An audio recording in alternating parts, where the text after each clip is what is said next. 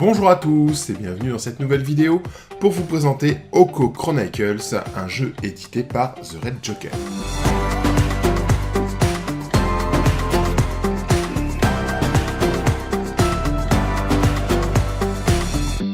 Oko, c'est une bande dessinée qui est parue en plusieurs tomes et plusieurs cycles. Là, on va retrouver justement cette boîte Oko Chronicles qui va être sous-titrée Cycle de l'eau, sombre enquête du Pageant. Donc ça laisse supposer qu'il y aura aussi d'autres cycles liés aux aventures en bande dessinée. Et c'est un jeu qui va reprendre tous les visuels en fait, de la bande dessinée. Donc Hub, le dessinateur de cette bande dessinée, et l'auteur en fait, de toutes les illustrations qu'on va retrouver dans le jeu, aussi bien sur les cartes de personnages que les cartes d'action, etc. Alors, voyons voir ce qu'il y a à l'intérieur de cette boîte. Donc c'est un jeu pour 2 à 5 joueurs, environ 2 heures la partie. C'est quand même assez long pour un jeu de plateau. Avec des petits scénarios. Donc on reviendra sur le petit livre de scénario qui est là. On a un petit livre de règles qui est assez conséquent. On est sur un livre de règles de 40 pages, mais avec beaucoup d'exemples et de détails des règles. Voilà. Quand les règles sont expliquées, il va y avoir des exemples, en fait, des situations et toujours des images pour montrer comment on met les choses en place. Bien évidemment, on va retrouver des planches de jetons légèrement biseautés, carton assez épais, c'est plutôt agréable, ça se dépunche très bien. Les dessins sont très jolis. Alors il y a des choses qui sont un petit peu plus abstraites, mais c'est vrai que pour celles où il y a des illustrations, ils sont très très chouettes. Et là on va retrouver un peu les éléments de jeu caractéristiques d'un dungeon crawler, mais dans un univers du coup japonisant. On va avoir des couloirs pareil qui sont détachables, différentes pièces en fait, on va avoir vraiment des éléments de plateau modulables. Voilà, recto verso avec intérieur, extérieur, voilà, très joli. Les points, c'est pour le nombre de figurines qu'on va pouvoir mettre dans un même lieu. On retrouve ensuite cet énorme plateau qui va être le plateau du joueur Oni. Donc comme dans les dungeon crawlers un peu traditionnels, on va revenir à un joueur méchant qui va incarner tous les personnages sur le plateau, tous les antagonistes, et un groupe de héros qui vont l'affronter, essayer de le vaincre. Donc là, on va voir le joueur Oni qui va, en fait, plus le temps passe, plus il va gagner en puissance. Donc les joueurs vont être dans une espèce de course contre la montre pour essayer de découvrir l'Oni, de le démasquer, afin de le confronter et le vaincre. Voilà. Donc, parce que si ça passe trop de temps, si le temps passe trop, qu'on arrive à la fin du tour 8, l'Oni va être très puissant, donc on va essayer de s'en débarrasser avant ça. Voilà, avec une belle illustration au dos de cette planche.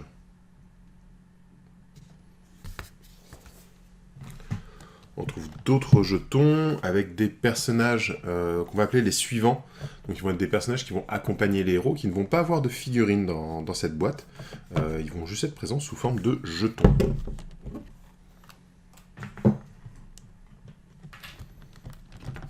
Voilà, les portes qui sont toutes simples, j'avoue, j'aurais aimé un truc un petit peu plus graphique pour un jeu de plateau comme ça, pour les portes, que ce soit un élément peut-être un petit peu en volume ou quoi, là c'est un petit peu simple à mon goût quand même. Voilà, on va retrouver plein de matos, alors il va y avoir les cartes de personnages et les cartes d'histoire, donc ça c'est très très chouette. Voilà, d'autres cartes d'histoire, il y a différents formats de cartes, on va expliquer ça par la suite. Ça va être les mémoires de Tiku, qui vont s'écrire sous forme de parchemin selon ce que les joueurs vont faire pendant la partie. Donc ça, les mémoires de Tiku, c'est vraiment un gameplay original qui est, que Red Joker nous avait déjà présenté dans leur jeu Guardian Chronicle.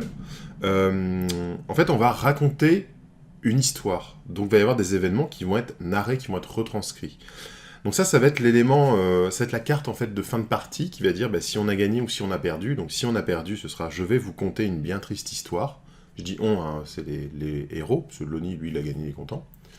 Ou si les héros gagnent, je vais vous conter une extraordinaire histoire. Et ensuite, on va avoir plusieurs cartes qui vont... il va y avoir les cartes des différents personnages. En fait, chaque personnage va avoir un objectif personnel à réaliser. S'il le réalise, on va pouvoir ajouter la carte côté bleu de ce personnage à l'histoire. Donc voilà, je vais vous raconter l'histoire de Oko, le chasseur légendaire, et de Noburo, le guerrier inégalable. Mais si les persos sont vaincus pendant la partie et donc éliminés, on va les mettre du côté rouge. Donc voilà, je vais raconter l'histoire de Noburo, le servile agneau, ou de Oko, le méprisable ronin. Voilà, c'est très sympa, ça, ces éléments de jeu recto-verso. Très très chouette. On va avoir des éléments de jeu, voilà, des accusations embarrassantes, puisque comme on va le voir par la suite, c'est un jeu où on va essayer de découvrir qui est le méchant. Karma favorable ou héros en échec. Cependant, voilà, peut-être des petites interjections comme ça, et ainsi, à juste placer dans la ligne, en fait, pour pouvoir raconter l'histoire à la fin. Ça, c'est les petites cartes. Les petites cartes, elles valent 1 point. Ensuite, on va avoir des cartes moyennes. L'alerte est donnée. Seconde accusation diffamante, c'est pas très bien. L'Oni s'est échappé. Les héros sont dans une fâcheuse posture. Ou l'Oni fuit terrassé. La victoire sourit aux héros. Voilà. Ça, c'est des cartes. Donc, comme elles sont plus grandes, elles occupent plus d'espace, elles valent plus de points en termes d'histoire. Donc, il y a un système comme ça aussi d'objectifs principaux, d'objectifs secondaires qui vont valoir plus ou moins de points selon votre avancée dans la partie. Et on va avoir des grandes cartes qui forcément valent plus de points. Certaines sont génériques, voilà. Fort heureusement, après un combat acharné, les héros quittent le palais couverts de gloire. Ou, malgré tous leurs efforts, les valeureux héros subirent un cuisant échec. Voilà, c'est très sympa. Alors toujours avec les magnifiques illustrations tirées directement des bandes dessinées. Et l'Oni fuit démasqué, la vile créature mise à jour, le palais retrouva son lustre d'antan. Ou, ultime accusation déshonorante, et l'infamie retomba sur ces insolents. Voilà, donc c'est rigolo comme ça, c'est vraiment très chouette, là, les recto-verso sont vraiment super sympas. Et il y en a qui sont directement liés, en fait, aux missions, à des missions spéciales. Donc la conclusion de la mission va être comme ça sur l'affiche. Très très chouette. J'aime beaucoup cette idée. C'est une belle façon de compter des points de victoire, parce qu'après tout, ça va être assez simple en termes de jeu. Hein. On va poser la carte principale et on va poser toutes les cartes selon les résultats qu'on a fait, bleu, rouge, etc. Et à vous de les agencer pour que ça raconte une histoire un petit peu sympa. Mais finalement, on va juste regarder combien il y a de points en bleu, combien il y a de points en rouge, et puis c'est celui qui en a le plus qui gagne, quoi. Donc c'est une jolie mécanique pour compter les points, mais ça marche, c'est simplement pour compter les points, j'ai envie de dire. Mais c'est une belle idée, j'aime bien. Ah, on va avoir évidemment plein de dés, il va y avoir des dés combats, des dés d'action, des dés de tests de caractéristiques. On va avoir encore d'autres plateaux. Hop, des fiches, alors il doit y avoir les fiches de scénario et des rappels des actions qu'on peut faire dans la partie. Voilà, rappel des actions du joueur Oni, rappel des actions des joueurs héros, les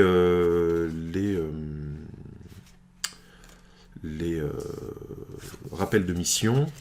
C'est très bien d'avoir ça, en fait. Très sympa. Donc voilà.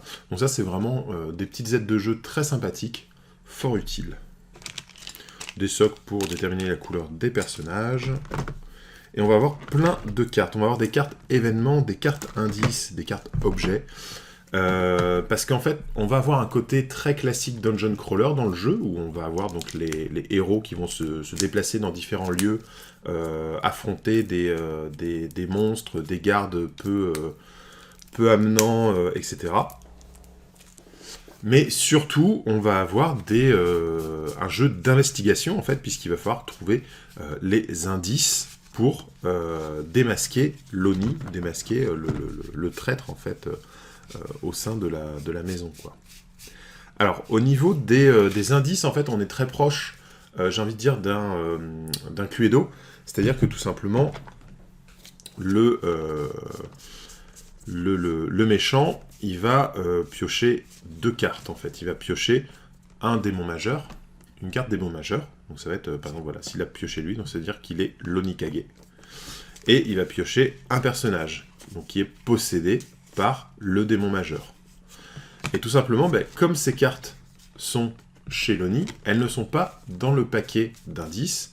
Donc quand les joueurs vont réunir des informations, ils vont essayer de deviner qui il manque dans le paquet. Alors, il y a plusieurs tentatives. Les tentatives ratées font perdre des points, enfin en tout cas font marquer des points aux joueurs Oni, sachant que il y a au 4e tour, à la fin du 4e tour, on est obligé de faire une tentative. Voilà. Donc il y a un petit côté comme ça qui force un petit peu l'enquête. C'est pas du pur combat. Voilà. Si vous pouvez y aller au pur combat, mais déjà si vous attendez le 8e tour pour débusquer l'Oni et le confronter, il risque d'être très puissant et vous n'êtes pas sûr de gagner, quoi. Donc le côté enquête est très sympa pour découvrir qui est l'Oni, qui est le démon en fait auquel on est confronté, qui est en train d'intriguer, et quel hôte parmi toutes les personnes présentes il possède pour se faire passer pour un humain, quoi. Voilà. Si vous trouvez l'hôte, l'Oni est immédiatement démasqué. Si vous trouvez quel démon majeur il est, vous allez avoir une information en fait sur sa faiblesse. Donc il va avoir un malus, puisque du coup vous le connaissez, vous savez qui vous affrontez, hein, connais ton ennemi. Si vous savez qui vous affrontez, vous allez avoir vous allez lui infliger un malus pour le combat au moment de la confrontation.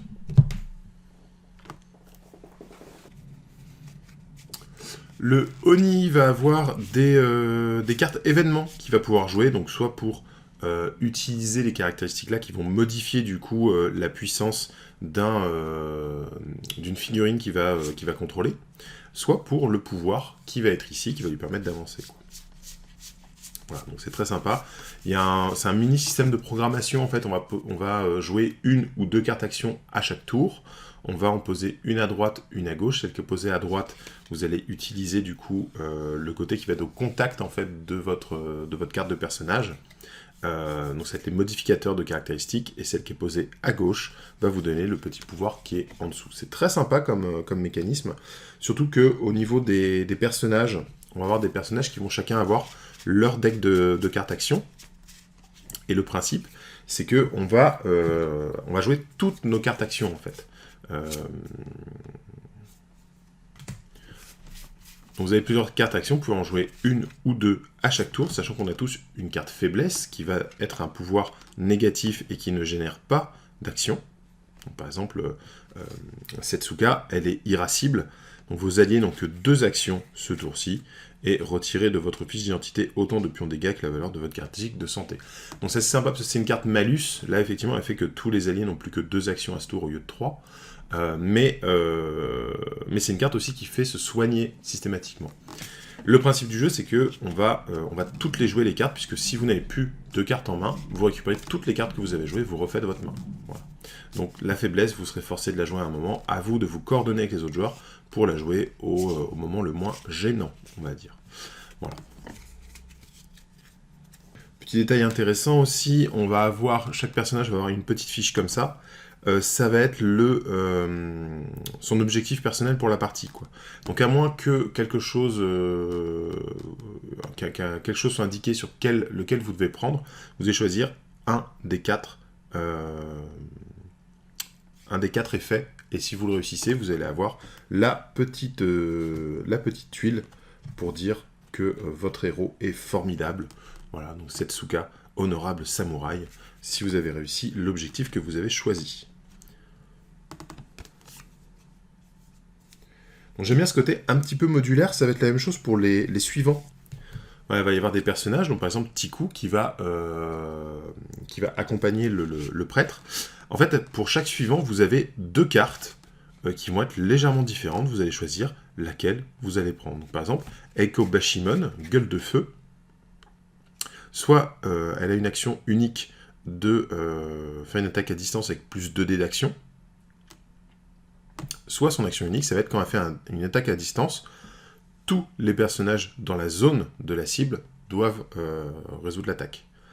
Voilà, donc c'est soit elle fait un truc un peu sniper, une cible avec un bonus pour tirer, soit dégâts de zone et tout, machin. Donc voilà. Donc vous choisissez quelle carte de personnage vous allez prendre, et ça change en fait les effets. Tout comme quand on va pouvoir invoquer des Kami, pareil, vous avez 2 modèles de Kami à chaque fois, qui vont permettre en fait de choisir quel effet bonus on a envie d'utiliser. Donc j'aime bien ce petit côté un petit peu modulable, on va pouvoir faire un petit peu ce qu'on veut avec tout ça. Ensuite on a les cartes objets, c'est toujours aussi beau, ça fait vraiment plaisir. Moi ça me fait tellement plaisir de replonger dans l'univers d'Oko, c'était il y a tellement longtemps. Donc, les cartes objets, très belles. Nombre de mains que ça prend. On peut utiliser qu'un seul objet, enfin qu'une seule arme à la fois, même si vous avez 2 armes à une main, en fait, vous allez devoir choisir quelle arme vous allez utiliser. Voilà, c'est une petite mécanique un petit peu étrange d'après moi, mais pourquoi pas. On va avoir ici des symboles, il y a 4 symboles, c'est des types de personnages. Donc il y a les samouraïs, les ronins, voilà. Donc selon votre type de personnage, vous allez pouvoir l'utiliser ou non. Donc là par exemple, un katana ancestral, il n'y a que les samouraïs et les ronins qui ont le droit de l'avoir, les autres sont en gris. Et quand il y a un petit tori comme ça en bleu, ça veut dire que c'est une arme légendaire. Voilà, là par exemple le katana, il est un petit peu moins fort qu'une arme légendaire. Des Nodaki, Naginata, Bo, Wakizashi, Inoro, enfin voilà, il y a la totale, c'est très très chouette. Il y a plein de trucs très sympas. Kimono de soie, armure légère, armure lourde, kimono de clan. Voilà. Donc, très chouette, plein de petits objets. Donc là, on est vraiment dans du dungeon crawler classique, on va pouvoir fouiller les lieux, récupérer du matériel, etc. Et au fond, on a ce carton blanc, hop, qui cache plein de figurines. C'est pour ça qu'on est sur El Guerrero de la figurine quand même, hein. C'est pour parler de figurines avant tout. Donc voilà les figurines, on va avoir, si je dis pas de bêtises, il y a 4 héros. Shin, Oko, Noburo et Setsuka. On va retrouver les 4 Oni. Alors lui, c'est pas un Oni, du coup. Je vais regarder avec les cartes. C'est les cartes qui sont là. Différents Oni qu'on peut avoir. Il y a Miryoku, qui est là avec son ombrelle. Design bien glauque. Figurine qui ressemble bien à l'illustration, c'est chouette. Ensuite, on a le Onisorio qui est là. Petit démon dansant. Avec les tripes à l'air, dégueulasse. On a le Oniyama qui a l'air un peu énervé. Très chouette, hein, très très chouette. Et j'ai vu le Onikage qui est là, qui est celui-là, qui est peut-être un de mes préférés en termes de design. J'aime vraiment beaucoup.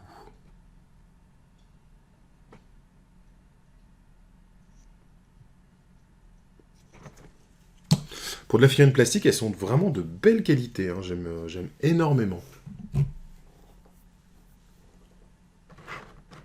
on va retrouver des samouraïs, des ashigaru, un capitaine de la garde, des ninjas.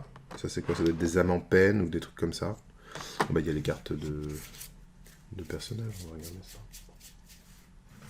Voilà, donc effectivement, on va y avoir 3 types d'unités humaines qui vont être Hiroji-san, le lieutenant des samouraïs, les samouraïs qui sont là,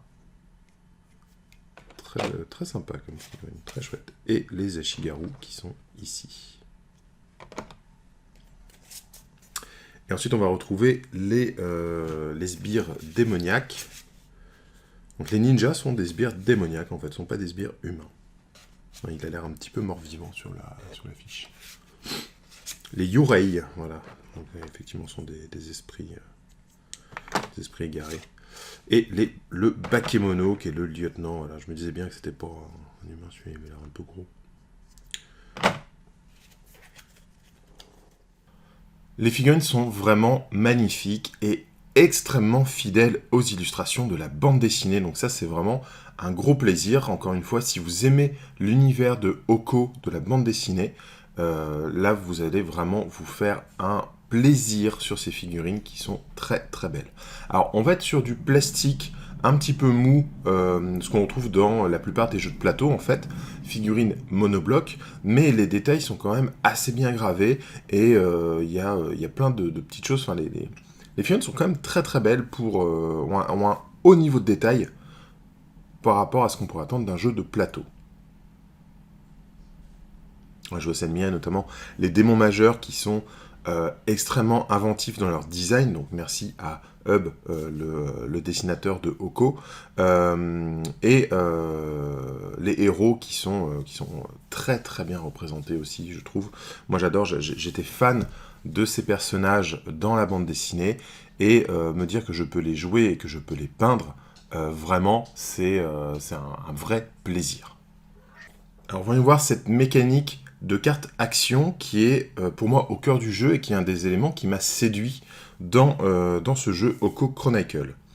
On va voir notre carte de personnage, en plus avec des petites informations uniquement liées à l'histoire qui n'ont pas d'impact sur le jeu, mais c'est très sympa de les avoir.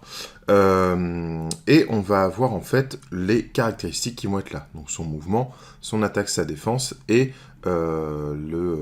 l'esprit, en fait, tout ce qui va chercher à faire l'enquête, etc. Donc on voit que celui-là a l'air plutôt bourrin, mais pas forcément très malin. Hein. On va avoir un paquet de cartes actions qui va être lié au personnage. Et en fait, à chaque tour, on va jouer une ou deux actions, deux cartes. Et on va les poser, en fait, selon où on les pose, elles n'ont pas le même effet. Si je les pose de ce côté, vous voyez, je continue le cadre de la carte. Et du coup, je vais additionner les bonus que je vais avoir. Donc là, par exemple, je vais avoir un bonus de plus 3 en combat et plus 1 en mouvement. Donc là, ça me donne une grosse bête de guerre, quoi. Ou alors, je peux choisir de jouer la carte de l'autre côté. Et dans ce cas, comme le petit cadre avec la flèche qui est ici nous le rappelle, je vais jouer l'élément qui est sur le parchemin. Donc ça, c'est très riche et très intéressant, surtout qu'on a toutes les cartes en main, donc on choisit quelle carte on joue, et on ne récupérera les cartes jouées qu'une fois qu'on aura tout joué. Donc vous êtes obligé de jouer toutes les actions, y compris la faiblesse du personnage. Chaque personnage va avoir une faiblesse, qui est une carte qui va infliger un malus. Il va falloir se concerter en fait pour voir à quel moment ça va être le moins contraignant pour toute l'équipe. Au niveau du plateau, on va être sur un système de zones qui vont être délimitées par des lignes, tout simplement. Si une ligne est gris ou blanc, c'est-à-dire qu'on peut passer. Si c'est noir, c'est que c'est un mur. Voilà, tout simplement. On va pouvoir se déplacer d'une zone à l'autre. Donc, selon notre valeur de mouvement, si j'ai 2 en mouvement, je vais pouvoir me déplacer de 2 zones. Et je vais pouvoir rentrer dans une zone uniquement s'il y a un petit point disponible pour poser ma figurine dessus. Donc, c'est une façon assez simple et efficace de représenter la place qu'occupent les personnages dans un lieu, donc de voir si je peux encore rentrer dans ce lieu ou si le lieu est déjà trop plein, quoi. On va avoir des petits marqueurs aussi directement sur le plateau, qui vont être les zones d'arrivée des renforts ennemis pour le joueur Oni. Donc voilà, il y a plein de petits éléments comme ça sur le plateau de jeu, avec les portes aussi qui sont représentées. On va pouvoir mettre les jetons qu'on a vus pour mettre ouverts ou fermés. Voilà, donc le jeu en lui-même n'est pas super compliqué. Ce qui va être intéressant, en fait, ça va être la richesse des scénarios. Et ça tombe bien, car il y a un petit livret de scénarios dans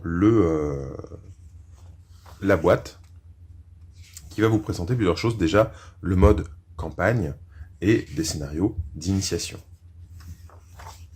Donc on va avoir une petite campagne d'initiation qui va se dérouler en plusieurs actes.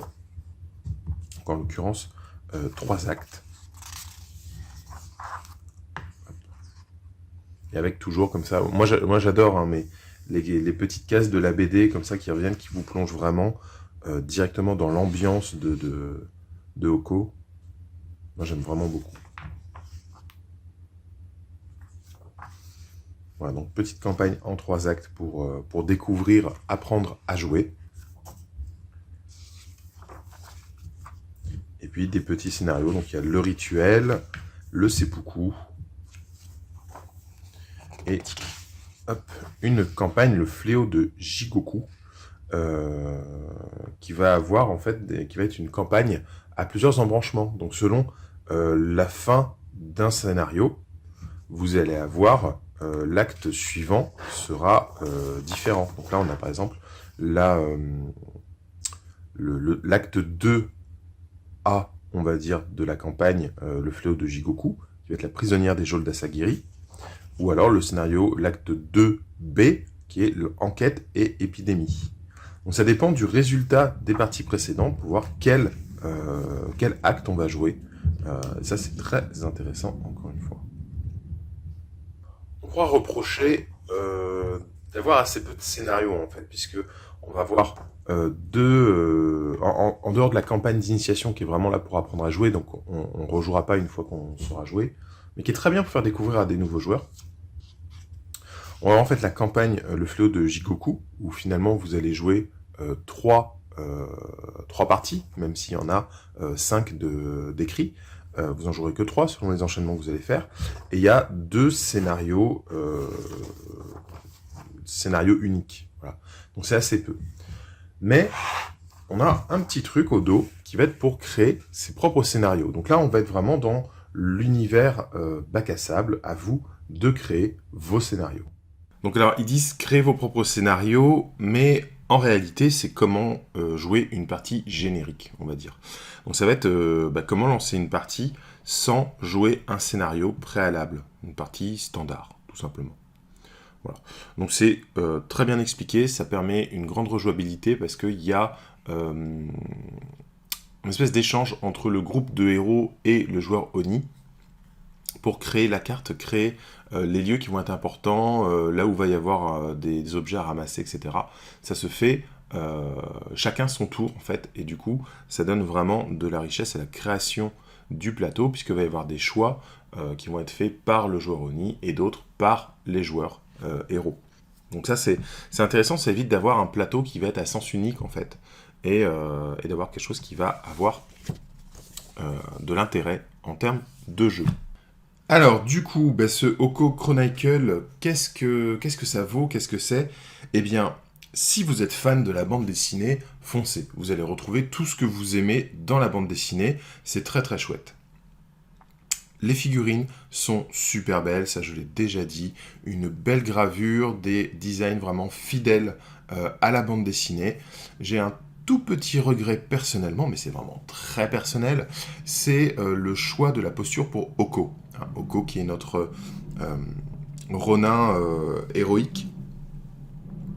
Cette position avec la lanterne en avant, le sabre en arrière, je comprends que ça mette en avant le côté un petit peu plus enquête et pas forcément combattant, mais c'est vrai que pour une figurine d'Oko, j'aurais aimé la voir en position un peu plus... voilà, en position de combat, par exemple avec les 2 mains sur le sabre ou quelque chose comme ça.